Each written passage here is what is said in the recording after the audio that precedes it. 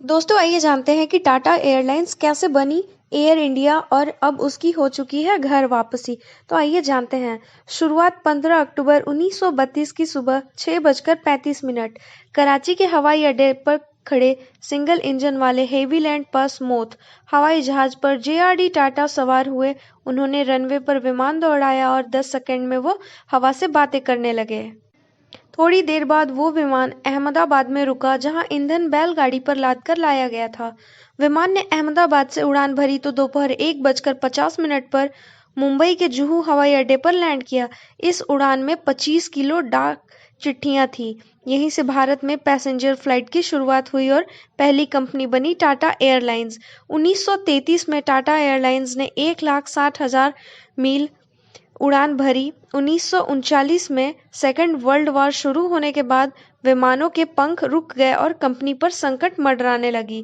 आपको बता दें कि सेकेंड वर्ल्ड वॉर खत्म होने के बाद 29 जुलाई 1946 को टाटा एयरलाइंस पब्लिक कंपनी बन गई और इसका नाम बदलकर एयर इंडिया कर दिया गया।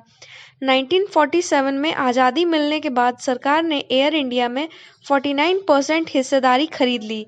इसके बाद 1953 में भारत सरकार ने एयर कॉरपोरेशन एक्ट पास किया और देश की सभी एयरलाइंस का राष्ट्रीयकरण यानी कि नेशनलाइजेशन कर दिया। अब एयर इंडिया पूरी तरह से सरकारी कंपनी बन चुकी थी। दोस्तों अभी तक तो सब ठीक चल रहा था और ये कंपनी काफ़ी मुनाफा भी कमा रही थी, पर आइए जानते हैं इसके सडन डाउनफॉल के बारे में। 2007 में सरकार ने एयर इंडिया और इंडियन एयरलाइंस का मर्ज कर दिया। मर्जर के पीछे सरकार ने फ्यूल की बढ़ती कीमत, प्राइवेट एयरलाइंस कंपनी की प्रतिस्पर्धा को वजह बताया था।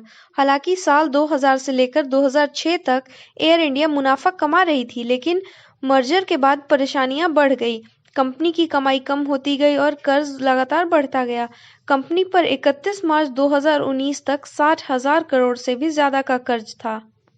आपको बता दें कि एयर इंडिया में री इन्वेस्टमेंट की पहली कोशिश साल 2000 में वाजपेयी सरकार में हुई थी। इसके बाद 2018 में दूसरी कोशिश की गई, लेकिन सफलता नहीं मिली। आखिरकार सरकार ने 2020 में एयर इंडिया की 100% हिस्सेदारी बेचने का फैसला किया।